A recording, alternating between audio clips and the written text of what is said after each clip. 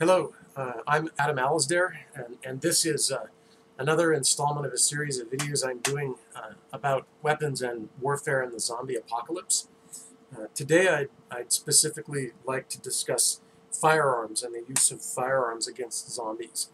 Um, I am probably one of a relatively small number of academics who actually own firearms. I think many of us tend to be at least lukewarm on the concept of guns, and many are more or less uh, anti-firearm, I suppose. But I'm not. I own a small number of guns, and so I can talk about this from the perspective of someone who knows the history of them, but also has used them and knows how to handle a gun. Although I don't have the vast arsenals that some of my family members do.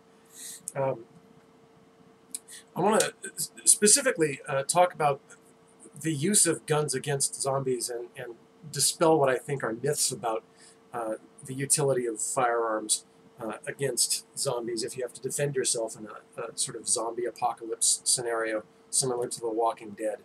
Um, I think that there are two versions of firearms against zombies and the use of firearms against zombies. One would be they're super weapons and you have to have them or you'll be devoured.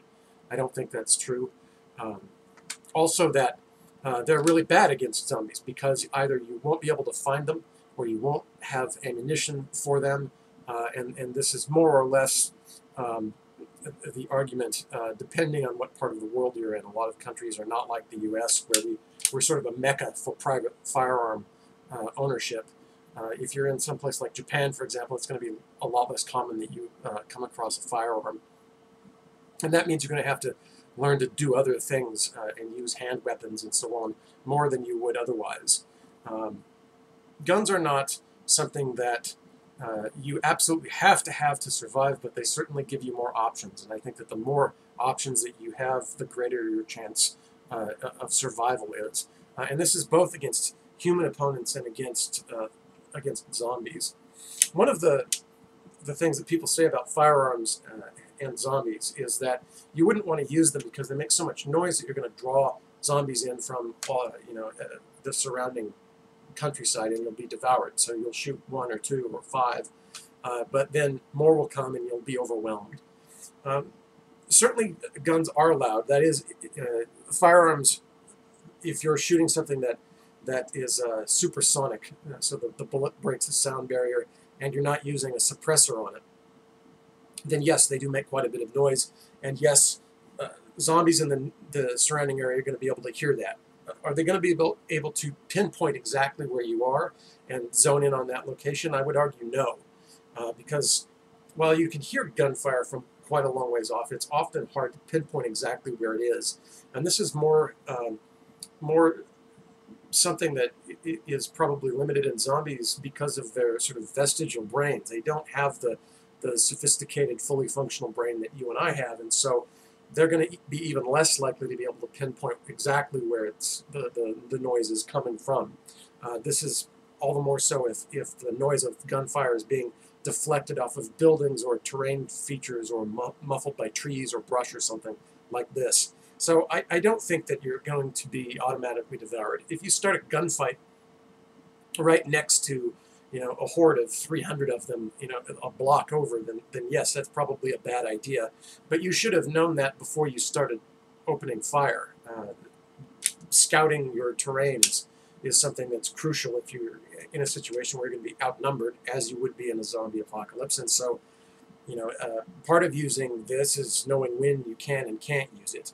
And of course, if you do have something that you can suppress, especially if it's like a 22 caliber rimfire rifle or pistol that has a suppressor on it, those can be very, very quiet indeed, and it's unlikely that zombies are going to be able to hone in on where that's coming from.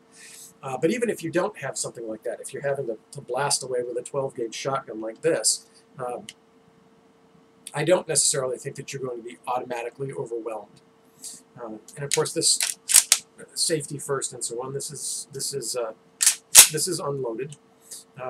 12-gauge shotguns have a sort of I don't know, they're a key part of zombie mythology. They're usually included in films, the Night of the Living Dead, The Walking Dead, so on.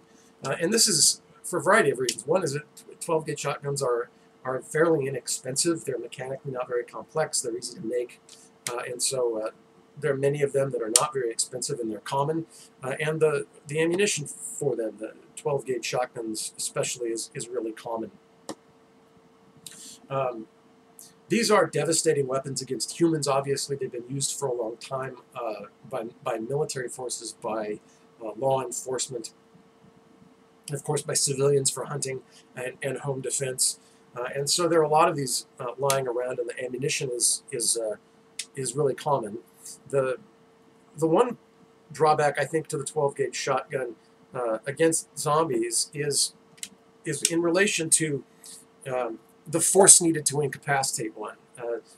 12-gauge shotgun is a powerful weapon, and if you're firing slugs, which makes it more or less a sort of repeating musket. It's basically similar in the size of the projectile it's throwing to Napoleonic smoothbore black powder muskets, but also with like double-aught buckshot. You're throwing an awful lot of metal at something where you don't necessarily need all of that power, perhaps. Against humans, certainly, at close ranges, these are particularly deadly weapons.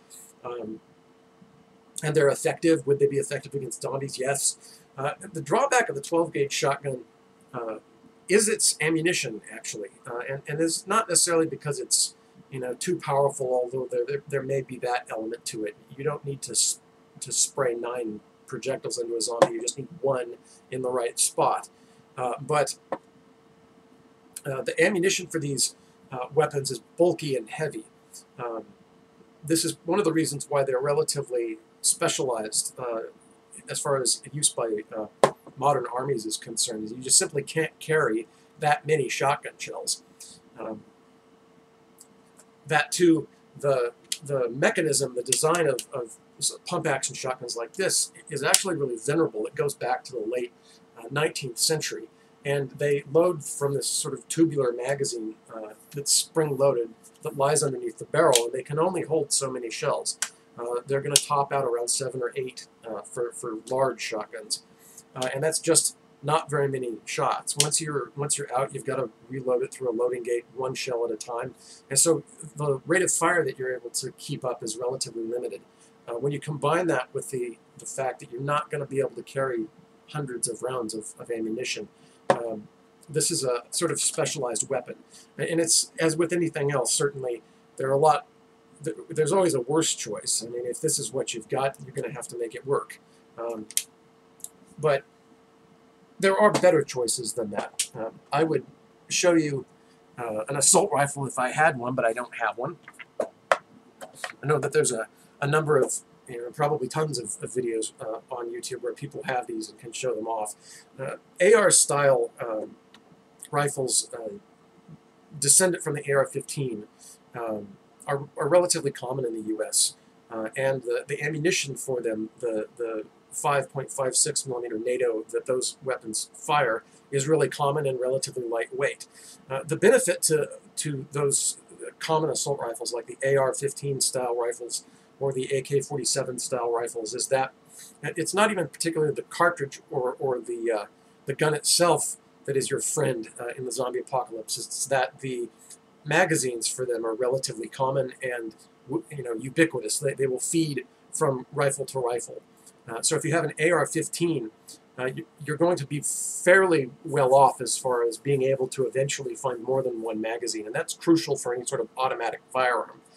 If you only have 1 magazine with an AR-15, you have the number of rounds that magazine holds, usually like 30. When those are gone, you're going to have to break the weapon into 2 parts and reload the thing 1 shell at a time against the tension of the magazine spring and then put it back together. And so from that point of view, if you've only got 1 magazine, your rate of fire is relatively limited. So don't think that just because you have one of these that you can take on any number of zombies. You have to think of the number of bullets that you can put out over a sustained period, because zombies are slow but inexorable. And this goes with any sort of magazine-fed automatic weapon, whether it's a rifle or a Glock pistol or something like this. If you have revolvers, and again this is unloaded, these are actually decent weapons. Even this single-action revolver is a decent weapon, in part because it's relatively simple mechanically and reliable. Revolvers are going to basically not fail to feed. They'll pretty much always work. Even if you're not keeping it particularly clean, they'll still work. So their reliability is a factor that makes them an attractive item to carry.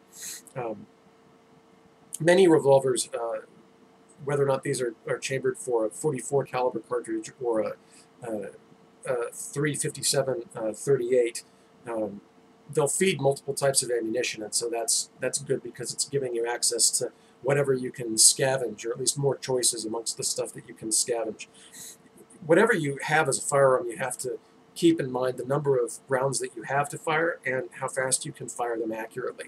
And so something like this, you can fight against a handful of zombies, but once it's empty, it's going to take too long to reload if you have more creatures bearing down on you. So you keep in mind that you only have a number of shots, and after that you have to either run or switch to some other type of weapon. Guns, however, are good in that they allow pretty much anyone to be able to fight a zombie, even people with who are young or physically not very strong. Most people can fire a gun. This is one of the reasons why firearms took over at the end of the medieval period. It was hard to train an archer. You needed a lot of time to train that individual, and they needed to be physically strong. The thing with a gun is that the technology was simple, and it allowed you to mass produce the weapons and then hand them out to people who could be very simply trained and then be reasonably effective.